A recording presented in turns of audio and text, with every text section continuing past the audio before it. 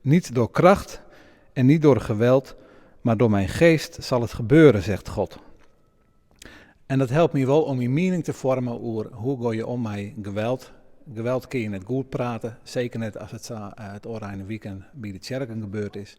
En daarmee doelt vagonger Leo Blees van de gereformeerde kerk Driesenwaterswart op de geweldsincidenten juster tegen journalisten bij het kerken in Krimpen aan de IJssel en op Urk. Om die kerken honderden mensen talierten zonder moelkapjes en er gewoon zongen waard. Blees kan hem intinken dat journalisten daar nieuwsgierig naar binnen in coronatijd.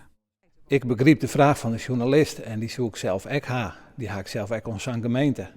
Hier in Watervoort hadden we ook kerkendiensten. Daar komt maximaal 30 man in een dienst. Daar dragen we moeilijkkapjes. Daar ontsmetten we uw handen als we binnenkomen. Daar jongen we dat mij zien allen. Dus we horen u van al je regels in dankbaarheid dat we kerkendiensten houden met je. Dus daar ben we heel dankbaar voor dat we van de oerhiet die romte krijgen. Maar die romte lieken toch de problemen met kerkengangers in Krimpen aan de IJssel en op Urk nou wel onder een vergrootglas te lezen. Maar Blees bloot er nuchter onder. Als mensen wat ziekje willen, kunnen ze altijd wat vinden. Zo makkelijk is het. En ik hoop dat we juist de verbinding op ziekje met elkaar. Wie wij in elkaar in dit loon. Wie ben maar bij gelijks Driesenwaterswart. Wie ben niet maar een lietse meenskip. Laten we het goed houden met elkaar. En laten we elkaar in het eeg houden. Dat is voor mij volle wichtiger als uitvergrutje wat alle verschillen binnen.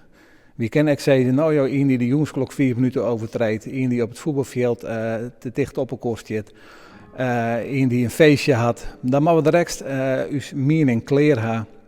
Laten we een beetje geduld hebben met elkaar. De gereformeerde kerken van Driesenwaterswart hier het vannemen om tweede Peerskedij werd te jongen. In dit geval boeten de kerken. Maar dat initiatief is dagswijs krost. We zoen inderdaad de eerste Peerskedij gewoon dienst in kerken.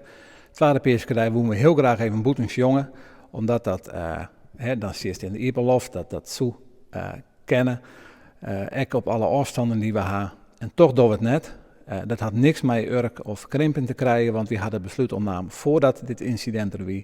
Maar we hadden ook al zijn, nou, de cijfers rennen omheeg van de ziekenhuisopnames van mensen die besmet binnen. Laten we het gewoon net doen. Laten we geduld hebben met elkaar.